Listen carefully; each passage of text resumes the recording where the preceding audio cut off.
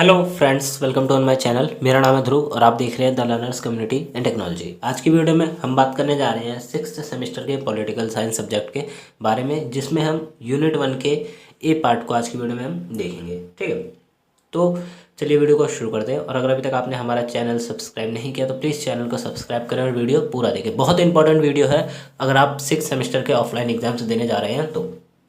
इससे पहले मैं 2 वीडियो बना चुका हूँ जिसमें मैंने 2 चैप्टर्स या यूनिट 1 के 2 पार्ट्स को कवर किया है, तो आप प्लीज़ उस वीडियो को जरूर देखें। बहुत इंपॉर्टेंट वीडियो है आपके लिए। ठीक है, जो आपकी सेकंड यूनिट है उसका नाम है संयुक्त राष्ट्रीय संघ या फिर यूनाइटेड नेशंस के बारे में। ठीक है, अंडरस्टैंडिंग ग्लोबलाइजेशन मतलब वैश्वीकरण की समझ के बारे में आपका पूरा का पूरा बुक है, उसके बारे में आज की ये चैप्टर है। ठीक है, संयुक्त राष्ट्र संघ जो है उसके बारे में ये आप देख सकते हैं। ये संयुक्त राष्ट्र संघ का लोगो है और ये उनका आप कह सकते हैं कि झंडा भी है। तो इसमें हम संयुक्त राष्ट्र संघ के इतिहास से लेके उसके कौन कौन से अंग हैं इन सब के बारे में बात करेंगे। तो किस प्रकार उसका उद्भव हुआ, किस प्रकार वो बना। तो सबसे पहले हम इतिहास के बारे में पढ़े तो प्रथम विश्व युद्ध के बाद 1929 में राष्ट्र संघ, संयुक्त राष्ट्र संघ से पहले एक राष्ट्र संघ नाम का भी संगठन था। ठीक है, क्या गया था, गठन किया गया था 1929 में, मतलब फर्स्ट वर्ल्ड वॉर के बाद। राष्ट्र संघ बहुत हद तक प्रभावहीन था, मतलब बहुत हद तक उसके पास जो पावर थी, ताकतें थी, वो कम नहीं थी। मतलब उसके पास कोई भी शक्ति नहीं थी कि वो किसी देश को दबाव दे सके या फिर उसको अपनी बात मनवा सके। और संयुक्त राष्ट्र का उसकी जगह होना के बहुत बड़े लाभ हैं। ठीक है, अब जो राष्ट्र संघ था उसके बदले अब क्या आ गया है, संयुक्त राष्ट्र संघ। अब तो संघ भी हटा दिया गया उसके नाम में से, उसके नाम में सिर्फ संयुक्त राष्ट्र रह गया, मतलब यूएन, यूनाइटेड नेशंस। उसकी जगह बहुत बड़े बड़े लाभ हैं आज जब वर्तमान में हम उसे देखते हैं। तो संयुक्त राष्ट्र अपने सदस्य देशों की सेनाओं को शांति संभालने के लिए तैनात कर सकता है। वर्तमान में अगर संयुक्त राष्ट्र चाहे तो जो उसके सदस्य देश हैं उन देशों पर दबाव देके शांति को बनाए रख सकता है पूरे विश्व में।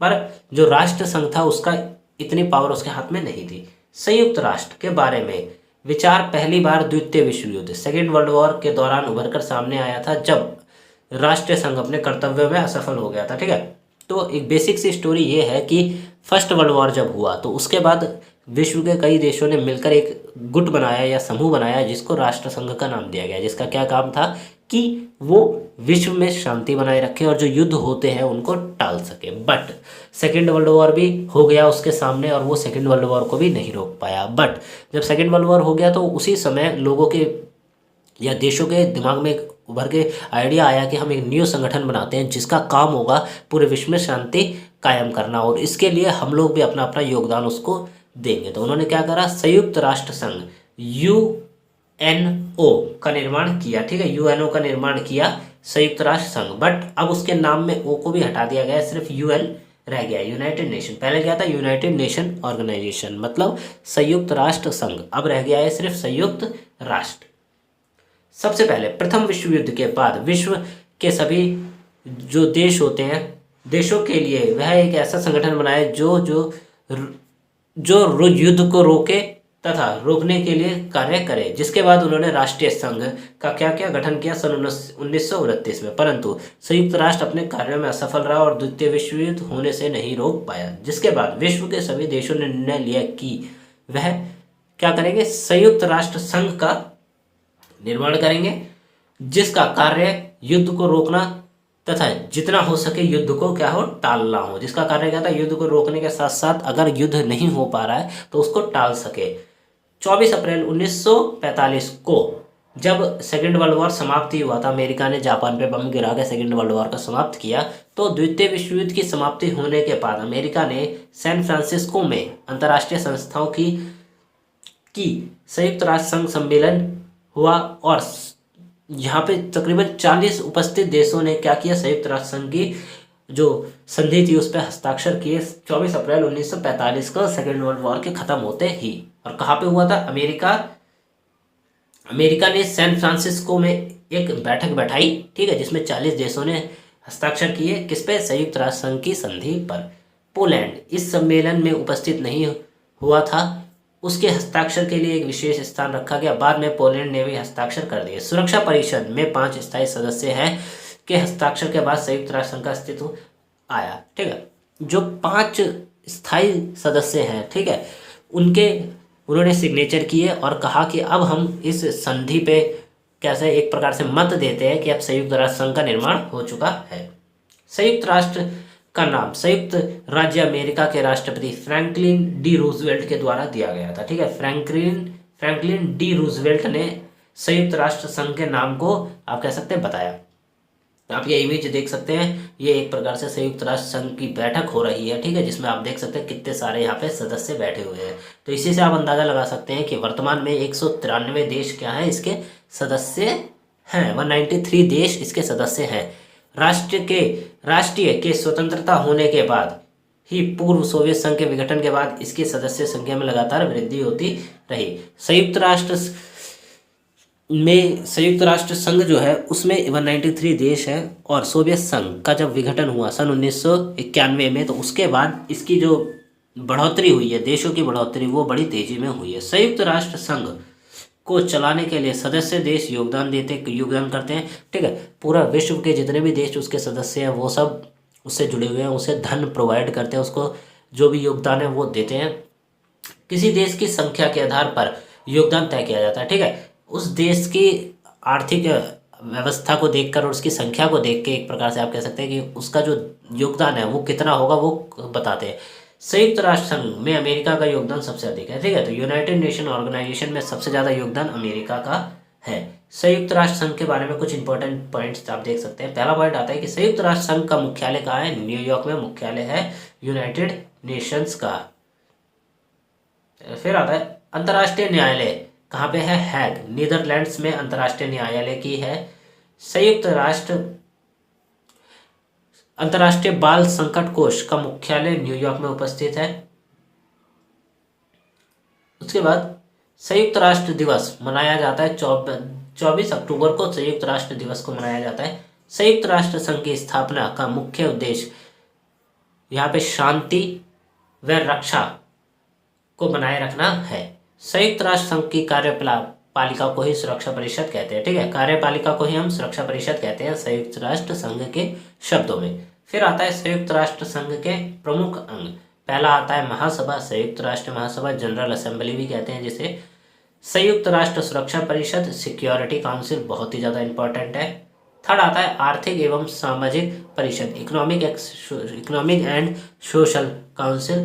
फिर आता है अंतर्राष्ट्रीय न्यायालय, इंटरनेशनल कोर्ट ऑफ जस्टिस। फिर आता है संयुक्त राष्ट्र सचिवालय, सेक्रेटरीट। और आखिरी आता है आपका विशिष्ट एजेंसी, मतलब स्पेशलाइज्ड एजेंसीज।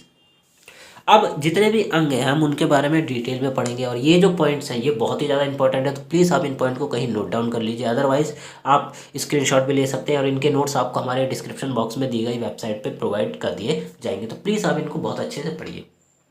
सबसे पहले आता है संयुक्त राष्ट्र संघ की महासभा क्या होती है। तो संयुक्त राष्ट्र संघ का सबसे अहम हिस्सा उसकी महासभा है। महासभा किसी भी मुद्दे पर बहस के लिए संयुक्त राष्ट्र संघ को एक मंच प्रदान करती है। ठीक है, अगर पूरे विश्व में कोई मुद्दा उत्पन्न हो रखा है, ठीक है, तो उस मुद्दे को बात करने के लिए आपके पास क्या है? संयुक्त राष्ट्र संघ का मंच है। संयुक्त राष्ट्र संघ में यह एक अकेली संस्था है जिसमें देशों की संख्या प्रतिनिधित्व शामिल होती है। ठीक है, जिसमें जो देश है वो लगभग सभी देशों का प्रतिनिधित्व इसमें शामिल होता है। प्रत्येक देश को एक वोट दिया जाता है। संयुक्त राष्ट्र संघ में सदस्य देश अंतर्राष्ट्रीय सुरक्षा से लेकर संयुक्त राष्ट्र संघ के बजट तक किसी भी मुद्दे पर विचार विमर्श कर सकते हैं।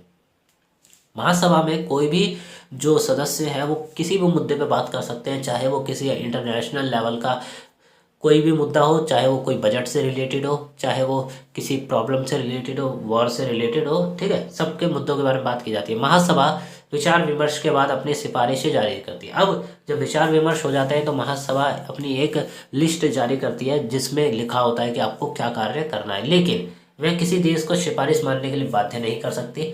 महासभा सदस्य देशों के बीच चिंताओं को समाप्त करने के लिए भी कार्य करती है। महासभा का इम्पोर्टेंट काम क्या है कि जितने भी देश हैं उन सबके बीच में जो परेशानियां हैं उनको क्या करा जाए, कम से कम करा जाए।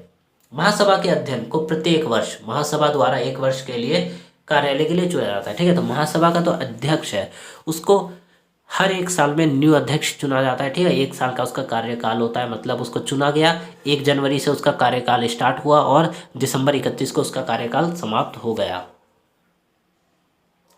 6 प्रमुख समितियां, कुछ प्रमुख समितियां भी इसके अंतर्गत आती हैं, जो कि हैं महासभा के लिए मौसद प्रस्ताव, इसकी 6 मुख्य समितियों द्वारा तैयार किया जाता है, ठीक है। अगर कोई प्रस्ताव आपको लाना है महासभा में तो उसके लिए 6 समितियां बनाई गई। प्रथम समिति निशस्त्रीकरण एवं अंतर्राष्ट्रीय सुरक्षा। अगर आपका कोई भी जो प्रस्ताव है उसमें निशस्त्रीकरण और अंतर्राष्ट्रीय सुरक्षा के बारे में पॉइंट है तो आप प्रथम समिति के द्वारा करेंगे। द्वितीय समिति में आर्थिक और वित्तीय से रिलेटेड केसेस आते हैं। तीसरे में आते हैं सामाजिक और मानवीय एवं संस्कृति से रिलेटेड केसेस। चौथे में आते हैं चतुर्थ समिति विशेष राजनीतिक और उपनिवेशीकरण। पांचवें में आते हैं प्रशासनिक और बजटीय और छठे में आते हैं कानूनी। ये जितनी भी समितियां इनके द्वारा ही कार्य किया जाता है। फिर आता है संयुक्त राष्ट्र का सुरक्षा परिषद, मतलब सिक्योरिटी काउंसिल। एक बहुत ही इंपॉर्टेंट पॉइंट, सुरक्षा परिषद को विश्व शांति और सुरक्षा बनाने के लिए जिम्मेदारी सौंपी गई है। अमेरिका, रूस, चीन, फ्रांस और ब्रिटेन इसके 5 स्थायी सदस्य हैं, ठीक है। अमेरिका, रूस, ब्रिटेन, फ्रांस और चीन जो है इसके क्या है, इम्पोर्टेंट या फिर आप कह सकते हैं स्थायी परमानेंट सदस्य हैं, मेंबर्स हैं। सुरक्षा परिषद में 5 स्थायी सदस्यों के पास कोई अहम प्रकार के अधिकार है, इसीलिए इसको लेकर कई बार वाद विवाद भी होते रहे।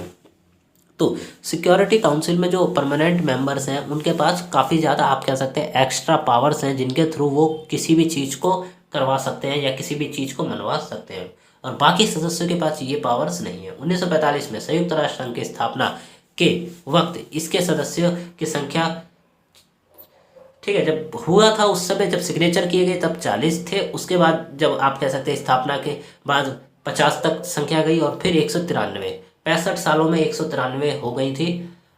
हर लिहाज में बदल गया, लेकिन सुरक्षा परिषद ने दुनिया के राष्ट्रीय का प्रतिनिधित्व जैसा ऐसा का तैसा ही बना रहा है, ठीक है। तो सुरक्षा परिषद का जो प्रतिनिधित्व है वो भी आज भी ऐसा था, जब उसको बनाया गया था शुरुआत में तब भी वो ऐसा ही था। सुरक्षा परिषद के घोषणा पत्र के अनुसार शांति एवं सुरक्षा बहाल करने की प्राथमिक जिम्मेदारी सुरक्षा परिषद की है, ठीक है। तो सबसे पहले आप कह सकते हैं यूनाइटेड नेशंस के द्वारा एक पत्र या फिर आप कह सकते हैं एक घोषणा पत्र दायर किया गया था, जिसमें बताया गया था कि पूरे विश्व में शांति बनाने का काम किसका है, सुरक्षा परिषद का है। अब मैं आपको एक बात बता दूं, वर्तमान में जो युद्ध चल रहा है रूस और यूक्रेन के बीच, उसमें सुरक्षा परिषद का जो कार्य है वो आप अगर आप न्यूज़ में देखते होंगे तो आपको पता चलता होगा कि काफ़ी ज़्यादा बैठक हो रही हैं यूनाइटेड नेशंस की सिक्योरिटी काउंसिल्स के थ्रू, ठीक है। अब सिक्योरिटी काउंसिल्स के थ्रू जो बैठक हो रही है उनमें क्या बात हो रही है, उनमें बात हो रही है कि ये जो युद्ध है इसको किस तरह समाप्त किया जाए। अब यहाँ पे रूस और यूक्रेन का युद्ध है, रूस, इसमें हम किसी का पक्ष नहीं ले रहे हैं, बट रूस यूक्रेन से ज़्यादा ताकतवर है तो एक प्रकार से रूस ही जीतेगा, ठीक है। वो ज़्यादा तबाही मचा रहा है, तो आप ये कह सकते हैं कि जो सिक्योरिटी काउंसिल है उसका महत्व बढ़ जाता है इस समय। बट आपने न्यूज़ में सुना होगा कि बहुत ही कम रेयर चांसेस है कि कुछ ऐसा होगा, ठीक है। तो इस प्रकार से आप जो करंट एग्जाम्पल्स भी दे सकते हैं अपने उदाहरण में। सुरक्षा परिषद के घोषणा पत्र के अनुसार जो प्राथमिक जिम्मेदारी क्या है, सुरक्षा परिषद की है शांति और सुरक्षा बनाए रखना है। इसकी बैठक कभी भी बुलाई जा सकती है तथा इसके फैसले का अनुपालन करना हर राज्य का अनिवार्य है, ठीक है।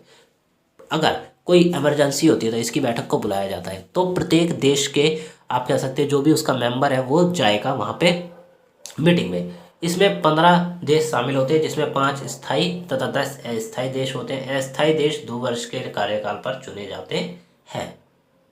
सभी स्थायी देशों के पास जो वीटो पावर होती है वो एक पावर होती है, या आप कह सकते हैं एक वोट होता है, जिसके थ्रू वो किसी भी चीज़ को मनवा भी सकते हैं, मतलब उसको मंजूरी भी दे सकते हैं एक वोट के थ्रू, और एक वोट के थ्रू उसको मना भी कर सकते हैं, जिसके द्वारा किसी भी प्रस्ताव को मंजूरी दे सकते हैं या फिर उसको अमाननीय घोषित करा जा सकता है। महासभा के विपरीत इसके फैसले बाध्यकारी होते हैं। आर्थिक प्रतिबंध लगाना सुरक्षा परिषद का काम है। सामूहिक सैन्य कार्रवाई भी सुरक्षा परिषद के द्वारा ही की जाती है। अपने फैसलों को लागू करने के लिए अधिकार भी उसके पास प्राप्त है। उदाहरण के लिए कोरियाई संकट जो था उस समय संयुक्त राष्ट्र संघ की जो सुरक्षा परिषद सिक्योरिटी काउंसिल है उसके थ्रू कई सारे एक्शंस लिए गए। कुवैत संकट के दौरान भी इसमें एक्शन लिए गए थे। अब इसके कुछ कार्य आते हैं, इनको देख लेते हैं। सुरक्षा परिषद के कार्य क्या क्या है। विश्व में शांति एवं सुरक्षा बनाए रखना, जो हथियार है उनकी तस्करी को रोकना, आक्रमण करते राज्य के विरुद्ध सैन्य कार्रवाई करना, आक्रमण को रोकने के बाद रोकना या बंद करने के लिए राज्य को आर्थिक प्रतिबंध लगाना। आर्थिक प्रतिबंध से तात्पर्य है कि अगर कोई देश के पास कोई अमाननीय चीज कर रहा है, अगर टेररिज्म को फैलावा कर रहा है, ठीक है, तो उस पर आर्थिक प्रतिबंध लगा देंगे, मतलब उसको धन दक्षिणा जो भी दी जाती है इंटरनेशनल लेवल पर उसको बंद कर दिया जाएगा। आप इस इमेज को भी देख सकते हैं, यहाँ पे मीटिंग चल रही है, ठीक है, ये सारे के सारे सदस्य बैठे हुए हैं और यहाँ पे एक मीटिंग चल रही है किसकी, सुरक्षा परिषद की, या फिर आप कह सकते हैं यूनाइटेड नेशंस में। आर्थिक एवं सामाजिक परिषद, आर्थिक एवं सामाजिक परिषद में 54 देश होते हैं, जिसमें से 18 सदस्य 3 वर्ष के लिए निर्वाचित होते हैं। टोटल 54 देशों में से 18 को 3 वर्ष के लिए चुना जाता है। इसकी बैठक साल में 2 बार होती है, ठीक है, साल में 2 बार किसकी बैठक होती है, आर्थिक और सामाजिक परिषद की। यह संयुक्त राष्ट्र संघ और उसकी विशेष एजेंसी जैसे अंतर्राष्ट्रीय श्रम संगठन, खाद्य एवं श्रमिक संगठन, यूनेस्को, विश्व स्वास्थ्य संगठन के लिए कार्य का समन्वय करती है। आर्थिक एवं सुरक्षा परिषद का क्या कार्य है? विकासशील देशों में आर्थिक गतिविधि को बढ़ावा देना आर्थिक और सुरक्षा परिषद का कार्य है। दूसरा आता है विकास और मानवीय आवश्यकताओं की सहायता प्राप्त करना, परियोजना पर प्रबंधन करना, ठीक है। मानवीय विकास और मानवीय आवश्यकता, जो किसी व्यक्ति की आवश्यकताएं हैं उसके लिए ये लोग क्या करते हैं, कार्य करते हैं। मानवाधिकार का अनुपालन करना। नेक्स्ट पॉइंट आता है विज्ञान और प्रौद्योगिकी के लाभ का विस्तार करना, बेहतर अवसर, परिवार नियोजन तथा अपराध वितरण के क्षेत्र में विशेष रूप से क्या करना, सहयोग करना। मतलब ये लोग अंतर्राष्ट्रीय स्तर पर जो पूरे विश्व में जो देश है जिसमें गरीबी है, ये सब उनके लिए क्या करते हैं, काम करते हैं। आर्थिक एवं सामाजिक परिषद के अधीन अनेक आयोगों की स्थापना की गई, जिसमें शहबद्ध विकास लक्ष्य प्राप्त करने के लिए प्रयत्न करने का प्रमुख है। मतलब इस जो परिषद है इसके अंतर्गत कई सारे ऐसे संगठन बनाए गए जो अंतर्राष्ट्रीय स्तर पर गरीब देशों और लोगों की क्या करते हैं, सहायता करते हैं। अंतर्राष्ट्रीय न्यायालय, इंटरनेशनल जो कोर्ट्स होते हैं उनके बारे में बात करते हैं।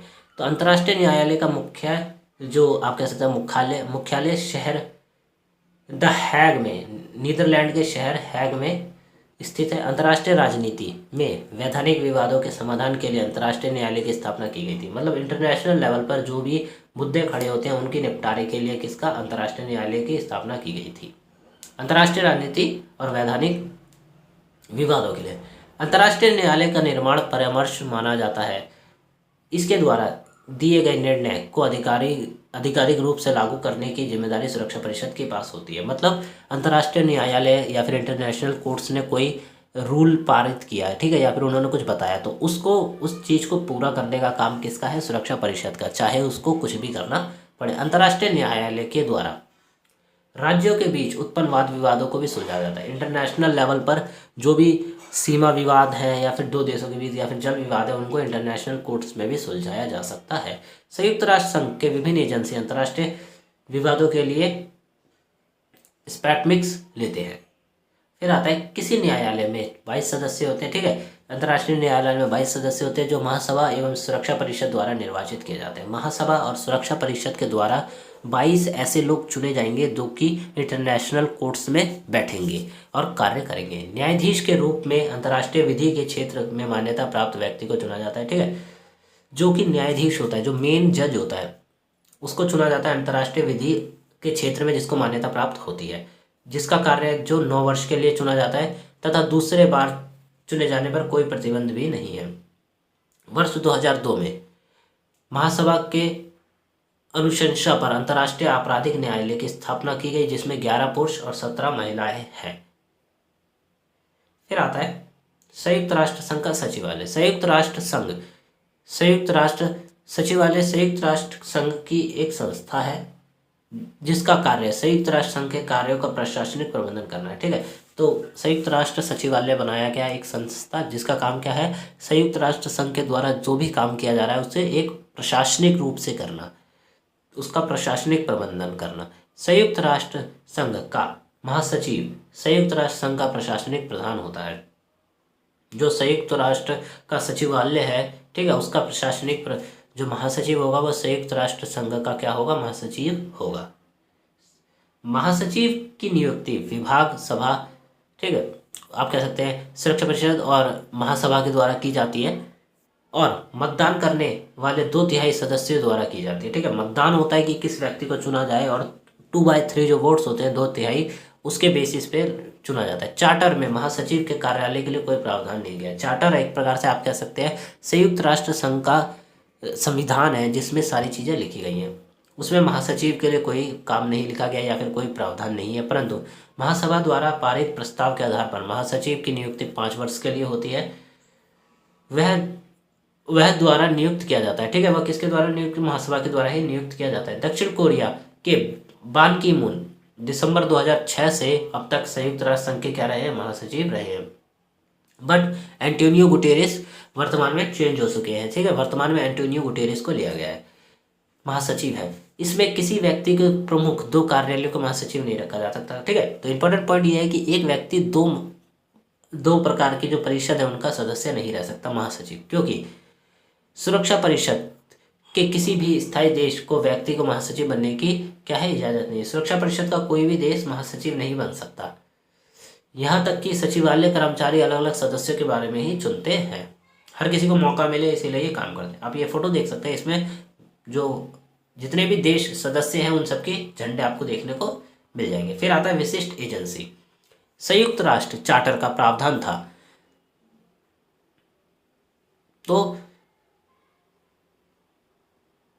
विशिष्ट एजेंसी बताया गया। संयुक्त राष्ट्र चार्टर में प्रावधान किया गया था, उसकी आवश्यकता पड़ने लगी। इसकी प्रमुख संस्था अपने अपने आवश्यकता अनुसार विशिष्ट संगठन का निर्माण कर सकती है। मतलब विशिष्ट एजेंसी का मतलब है स्पेशलाइज्ड एजेंसीज, ऐसी एजेंसीज जो कि काम करती हैं विश्व में शांति को बनाए रखने के लिए और बाकी कार्यों को करने के लिए।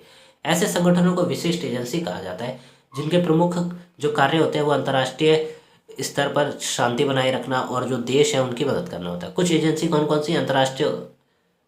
अंतर्राष्ट्रीय आणविक, यहाँ पे आर्थिक न्याय, यहाँ पे आणविक ऊर्जा एजेंसी, ठीक है, जो न्यूक्लियर पावर होती है। खाद्य एवं कृषि संगठन, यूनेस्को, विश्व बैंक और स्वास्थ्य संगठन। आप ये फोटो देख सकते हैं। इस फोटो में कुछ एजेंसीज के बारे में बताया गया है। ठीक है, इनके मुख्यालय भी लिखे गए हैं और यहाँ पे इनके स्थापना वर्ष भी लिखाया गया है। और ये जो एजेंसीज हैं ये आती हैं ये एजेंसी आते हैं यूनाइटेड नेशन के अंतर्गत। उसके बाद ये कुछ एजेंसी हैं, ये एजेंसी नहीं कहेंगे, इनको हम कहेंगे संगठन। ये कुछ संगठन है जो कि इंटरनेशनल लेवल पर बनाए गए कई देशों के द्वारा मिलकर। इनके टोटल जो सदस्य देश हैं उनकी स्थापना कब हुई और उनका मुख्यालय कहाँ पे है। ठीक है, ये भी डिटेल। और उसके बाद ये जो है ये अंतर्राष्ट्रीय स्तर पर क्या बनाई गई थी? यूनाइटेड नेशन के द्वारा। आप कह सकते हैं कि इनको बनाया गया था कि दुनिया में ये लोग काम कर सके। ठीक है, FAO मतलब food and agriculture organisation, ILO international labour organisation, international mutual funds, international monetary funds, UNESCO united nation educational scientific and cultural organisation, world health organisation, world intellectual property organisation. तो ये सारी ऑर्गेनाइजेशन यूनाइटेड नेशंस के द्वारा ही बनाई गई है। ठीक है, तो ये आपका पूरा का पूरा मैंने चैप्टर कवर कर दिया है, सेकंड यूनिट का A पार्ट। ठीक है, अभी आपको इसमें 2 पार्ट और पढ़ने हैं, B और C, जिसकी वीडियो जल्दी आएगी। इनके नोट्स पर वर्किंग चल रहा है, तो हो सकता है कि आपको वीडियो को थोड़ा सा वेट करना पड़े। जितनी हो सकेगी मैं उतनी जल्दी वीडियो बनाने की कोशिश करूँगा। वीडियो अच्छी लगी तो वीडियो को लाइक करें, चैनल को सब्सक्राइब करें, जितना हो सके वीडियो को शेयर करें। नोट्स के लिए डिस्क्रिप्शन बॉक्स में लिंक दिया गया है, वहाँ जाके जरूर चेकआउट करें। मिलते हैं अगली वीडियो में। Thanks for visiting on my channel guys.